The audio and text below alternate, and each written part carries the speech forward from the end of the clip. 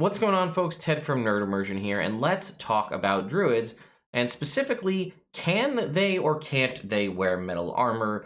What's the reasoning? Why should they? Why shouldn't they? Does it matter at all in your game? Well, we only have a little bit of information as to what happens or what the process is behind druids wearing metal armor, but I thought we could talk about it and have a discussion, and let me know what happens in your games. Before we dive into that, though, I wanted to talk to you about the sponsor for today's video, a very special one that I'm excited to announce, and that is WebDM.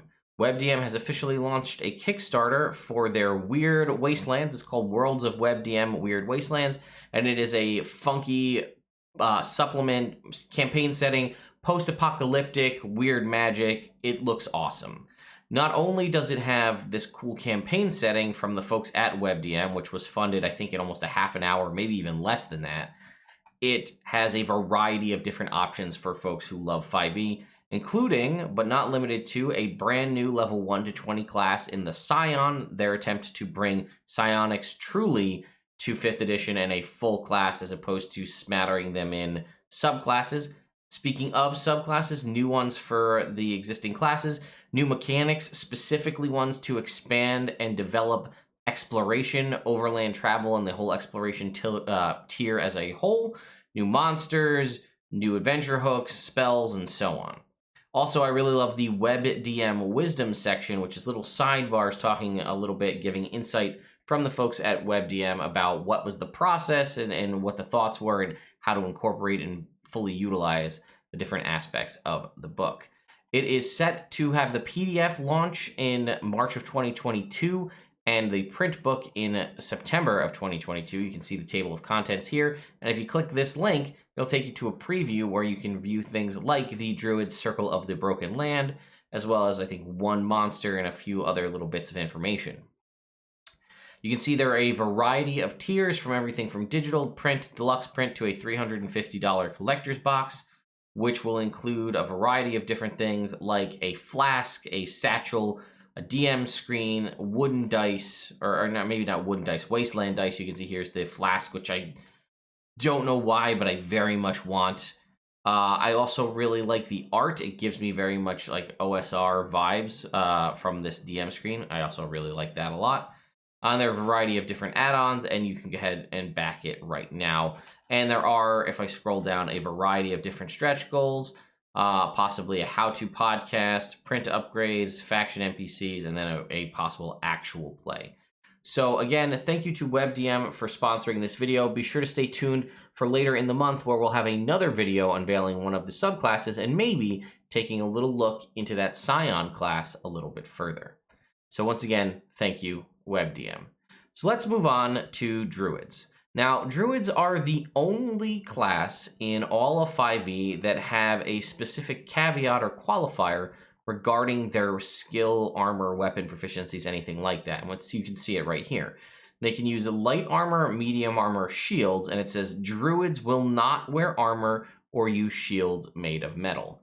That's it. That's all you get. You don't get a further thing where you can scroll down and say, oh, you know, I don't have access to any of my spellcasting abilities if I wear metal armor. No, you have that one sentence in the player's handbook, and pretty much as far as I know from rereading and checking the player's handbook, nothing else is mentioned about metal armor.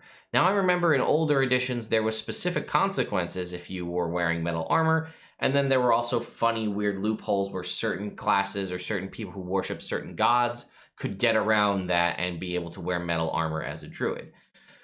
So the only thing we have comes from a Sage Advice question where someone asked, what happens if a druid wears metal armor? And this is something, I think the Sage Advice is from one of the original Sage Advice columns way back at the start of 5e, and I thought I'd read it to you. And it says, what happens if a druid wears metal armor? The druid explodes. No, that's obviously not the case, but I do think that's hilarious that they went to go back that. And it says, well, not actually. Druids have a taboo against wearing metal armor and wielding a metal shield. But I also thought it was weird that druids are proficient with scimitars, which if you take a look right here, clubs, daggers, darts, javelins, maces, quarterstaffs, scimitars, sickles, slings, and spears. You know, no matter, you could maybe make like an obsidian dagger or something like that. But a scimitar is a longer blade And there's no way your scimitar is going to be made out of anything other than metal. So weird that they have no issues with wielding a metal sword, but a metal shield is no good. But anyway, it says Druids have a taboo against wearing metal armor and wielding a metal shield. The taboo has been part of the class's story since it first appeared in Eldritch Wizardry in 1976 and the original Player's Handbook in 1978. The idea is that Druids prefer to be protected by animal skins, wood, and other natural materials that aren't the worked metal that is associated with civilization. Druids don't lack the ability to wear metal armor. There it is, folks. Druids don't lack the ability to wear metal armor. They choose not to wear it. The choice is part of their identity as a mystical order. Think of it in these terms: a vegetarian can eat meat, but chooses not to. A druid typically wears leather, studded leather, or hide armor, and if a druid comes across scale mail made of a material other than metal, the druid might wear it.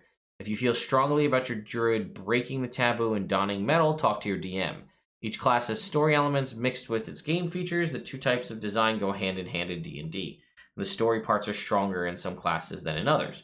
Druids and Paladins have especially strong dose of story in their design. If you want to depart from your class's story, your DM has the final say on how far you can go and still be considered a member of the class.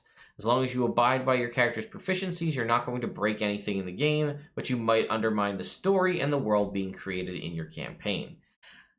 So it doesn't really provide you anything. Basically what they're saying is they've always had it. It's always been done this way. So that's the way we're going to do it today. And if you know anything about, root cause analysis or any of that kind of stuff, just because something was always done some way, and I realize I'm probably criticizing and being a hypocrite and the fact that I can often be found on this channel saying, well, I like the way it was handled better in this edition, which kind of flies right in the face of what I'm about to say. But just because it was always done some way doesn't mean you need to keep continuing to do it that way for the purposes of legacy. So what they're saying is they typically wear leather, studded leather, or hide armor, which are three of the lowest armor class things you can get in the entire game, with the exception of scale mail, but it specifically states that it has to be made of a material other than metal. Problem being, my other points that I've made, is crafting, right? We don't have rules for how much material I need and what I can and can't make stuff out of. Again, it's completely up to the DM. Depending on the DM, that may be something they're not comfortable with or they're just not aware of. But I feel like if I want to be a druid and I want to take heavy armor mastery, I should be able to wear plate mail. Do I have to? I guess that means I need to wear plate mail made out of bone. But it flat out says that there's no reason you couldn't wear metal armor. It just says it's a part of their identity as a mystical order.